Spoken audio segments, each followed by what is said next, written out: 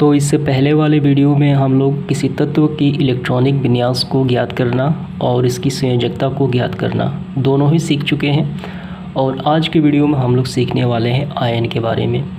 Ion क्या कहलाता है, ये कितने प्रकार के होते हैं, किसी तत्व में आयन का निर्धारण कैसे होता है, यानी कैसे हम कह सकते हैं कि ये प्लस आयन का है और ये ऋण आयन का है। ये तमाम बातें हम यहाँ पे सीखेंगे। तो चलिए शुरू करते हैं आयन। तो सबसे पहले इसकी परिभाषा जान लेते हैं कि आयन की क्या परिभाषा है। विद्युत आवेश युक्त परमाणु या परमाणु का समूह आयन कहलाता है। तो इसका क्या मतलब हुआ, तो यहाँ देखिए, विद्युत आवेश मतलब प्लस और माइनस। विद्युत आवेश युक्त परमाणु ये हो गया परमाणु, परमाणुओं का समूह ये हो गया परमाणुओं का समूह। यहाँ है सोडियम और यहाँ है क्लोरीन, ये क्या बन गया, सोडियम क्लोराइड। ठीक है, तो इसे कहा जाता है आयन। ठीक, यानी सोडियम पे कौन सा आयन होता है, इस पे होता है प्लस, ठीक, और इस पे होता है प्लस और इस पे माइनस। तो विद्युत आवेश युक्त परमाणु या परमाणु का समूह आयन कहलाता है। ठीक, तो आयन कितने प्रकार के होते हैं, आयन दो प्रकार के होते हैं। आयन दो प्रकार के होते हैं, कौन कौन, धन आयन और ऋण आयन। तो यहाँ पे आयन के कुछ उदाहरण दिए गए हैं, आपको देख लेना है। यहाँ पे देखिए आप, ये है सोडियम आयन, ठीक, प्लस, ये मैग्नीशियम, ये क्लोरीन और ये ऑक्सीजन। तो हमें यही तो सीखना है कि इस पे, इस सोडियम पे प्लस कैसे आया, इस मैग्नीशियम पे प्लस चार्ज यानी धन आयन कैसे आया, कैसे लग सकता है, यहाँ पे ऑक्सीजन ऋणात्मक आयन कैसे आया। तो यहाँ पे हम सीखेंगे। तो ये कहलाते हैं आयन। ठीक है, आयन दो प्रकार के होते हैं, धन आयन और ऋण आयन। जिस परमाणु पे धन होता है उसे धन आयन कहा जाता है, इसे धन आयन कहेंगे हम, और इसे कहेंगे हम ऋण आयन। तो यहाँ पे नियम दिया गया है कि आयन का निर्धारण किसी तत्व का कैसे होता है। तो सबसे इम्पोर्टेंट ये है, अष्टक नियम के अनुसार बाहरी कक्ष में 8 इलेक्ट्रॉन आ सकते हैं। ये बात आपको याद रखनी है हमेशा। तो यहाँ पे नियम 1 स्टार्ट होता है, जो परमाणु इलेक्ट्रॉन का त्याग करता है, ठीक, बाहरी कक्षा से इलेक्ट्रॉन का किसी को देता है, उस पे धन आयन आते हैं, यानी धन आयन हो जाता है। जो परमाणु इलेक्ट्रॉन का ग्रहण करता है, किसी से लेता है, उस पे ऋण आयन आ जाते हैं, यानी माइनस के आवेश आ जाते हैं। वैसे तत्वों के परमाणु जिनकी बाहरी सेल में, आपको ये ध्यान देना है, 5, 6, 7 इलेक्ट्रॉन हो, तो वे अष्टक प्राप्त करने के लिए इलेक्ट्रॉन ग्रहण करने की प्रवृत्ति रखते हैं, वो किसी को नहीं देंगे। अगर बाहरी सेल में 5, 6 और 7 हो तो ठीक, वो इलेक्ट्रॉन क्या करेंगे, ग्रहण करेंगे, किसी से लेंगे, देंगे नहीं। अब इसके बाद सामान्यतः धातुओं पर क्या होता है, धन आयन, और अधातुओं पर क्या होता है, ऋण आयन, ये सामान्यतः होते हैं। तो चलिए अब आयन का निर्धारण कैसे होता है वो हम लोग सीख लेते हैं। तो ये है सोडियम, सोडियम पे कौन से आयन होते हैं, धन आयन कि ऋण आयन, तो ये हम पता लगाएंगे। तो इसका परमाणु क्रमांक होता है 11। तो सबसे पहले इसका इलेक्ट्रॉनिक विन्यास हम लिखेंगे। तो इसका इलेक्ट्रॉनिक विन्यास होगा पहले कक्षा में 2, दूसरे में 8 और लास्ट में 1।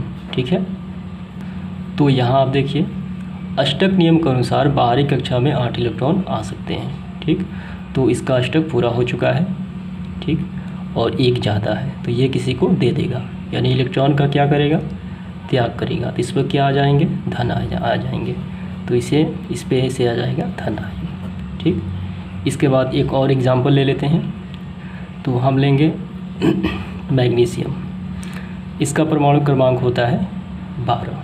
ठीक है, तो इसका इलेक्ट्रॉनिक विन्यास लिखेंगे हम 2, 8, 2, 8, 10 और यहाँ पे 2। ठीक, तो ये देखिए आप, ये अष्टक पूरा हो चुका है और 2 ज़्यादा है, 2 ज़्यादा है, तो ये क्या करेगा, किसी को दे देगा, यानी त्याग करेगा। तो इलेक्ट्रॉन त्याग करेगा, उस पर धन आयन आ जाएंगे। तो मैग्नीशियम 2+, या आप ऐसे भी लिख सकते हैं डबल 2 इलेक्ट्रॉन, या कभी कभी ऐसे भी लिखा जाता है मैग्नीशियम 2E+। ठीक है, आपको समझ में आ गया होगा। एक और ले लेते हैं, जैसे ऑक्सीजन। तो ऑक्सीजन का परमाणु क्रमांक होता है 8। तो कैसे मालूम चलेगा कि ये धन आयन है कि ऋण आयन है, तो सबसे पहले इसका परमाणु क्रमांक, सबसे पहले हम इलेक्ट्रॉनिक विन्यास लिखेंगे। परमाणु क्रमांक तो 8 है, तो पहले कक्षा में 2, दूसरे में 6, 2 और 6 8। ठीक, तो आपको ध्यान देना है अष्टक पूरा करने के लिए कितने इलेक्ट्रॉन की आवश्यकता है इसको, 2 इलेक्ट्रॉन की। तो ये किसी से क्या करेगा, तो ये किसी से ग्रहण करेगी, किसी से मांगेगा। कितना मांगेगा, 2 इलेक्ट्रॉन। तो इस पर ऋण आयन आ जाएंगे। इसके अनुसार जो परमाणु इलेक्ट्रॉन ग्रहण करता है उस पर ऋण आयन आ जाएंगे। ठीक है, आपको ध्यान देना है। इसके बाद एक और देख लेते हैं, एल्युमिनियम। इसका परमाणु क्रमांक होता है 13। इसका इलेक्ट्रॉनिक विन्यास लिखेंगे 2, 8, 10 और एक बाहरी 3, 13 हो गया इलेक्ट्रॉनिक विन्यास। तो ये यहाँ देखिए आप 3 क्या है, ज़्यादा है। ठीक, और इस नियम के अनुसार भी आपको देखना है 5, 6 और 7 होने पर इलेक्ट्रॉन अष्टक प्राप्त करने के इलेक्ट्रॉन ग्रहण करने की प्रवृत्ति होती है। लेकिन यहाँ पे जो हमने अभी उदाहरण देखे उनमें तो 3 आया था। ठीक, यहाँ पे 2। ठीक, और यहाँ पे देखिए यहाँ पे 6 आया था। तो इस पर क्या हुआ, इलेक्ट्रॉन ग्रहण करने की प्रवृत्ति। तो ये इलेक्ट्रॉन किसी से ग्रहण किया है, तो ग्रहण किया है तो क्या आया, उस पर ऋण आयन। तो एल्युमिनियम में देखिए आप 3 ज़्यादा है, तो यह किसी को क्या करेगा, किसी को दे देगा। इसका मतलब इलेक्ट्रॉन का त्याग करेगा। तो इस पर क्या आ जाएंगे, धन आवेश। कितने, 3। तो एल्युमिनियम 1, 2, 3 इस प्रकार आप प्लस में, सॉरी यहाँ पे प्लस में, क्योंकि किसी को दे रहा है। ठीक, इसी को दे रहा है तो ये प्लस में हो जाएगा। तो इसके बाद देखते हैं क्लोरीन का, इस पे कौन से आयन आएंगे। तो सबसे पहले इसका इलेक्ट्रॉनिक विन्यास लिखेंगे। इसका परमाणु क्रमांक होता है 17। तो इसका इलेक्ट्रॉनिक विन्यास लिखेंगे, पहले कक्षा में 2, दूसरे में 8, 2 और 8 10, कितना लिखें, यहाँ पे लिखेंगे 7। तो आपको ध्यान देना है। ठीक, तो ये कौन सा होगा, ऋण आयन कि धन आयन, तो आपको इस तरीके से देखना है। यहाँ पे मैंने लिखे हैं। तो वैसे तत्वों के परमाणु जिनके बाहरी सेल में 5, 6 और 7 इलेक्ट्रॉन हो, तो अष्टक प्राप्त करने के लिए वो इलेक्ट्रॉन का ग्रहण करने की प्रवृत्ति रखेंगे, ये किसी को नहीं देंगे।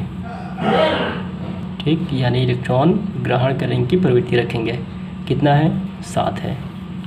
ठीक, कितना है, 7 है यहाँ पे। तो अष्टक पूरा करने के लिए एक किसी से लेगा, यानी इलेक्ट्रॉन ग्रहण करेगा। जो इलेक्ट्रॉन ग्रहण करेगा उस पर कौन से आयन आएंगे, उस पर आएगा ऋण आयन। कितना लेगा, 1 लेगा। ये बना जाएगा क्लोराइड आयन। ठीक है, आपको समझ में आ गया होगा, ये बनेगा क्लोराइड आयन।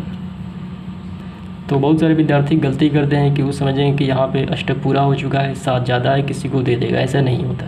ठीक, आपको ये भी बात ध्यान रखनी है कि यहाँ पे मैंने लिख दिया है पहले ही, 5, 6 और 7 होने पे इलेक्ट्रॉन ग्रहण करने की प्रवृत्ति रखते हैं, ना कि त्याग करने की।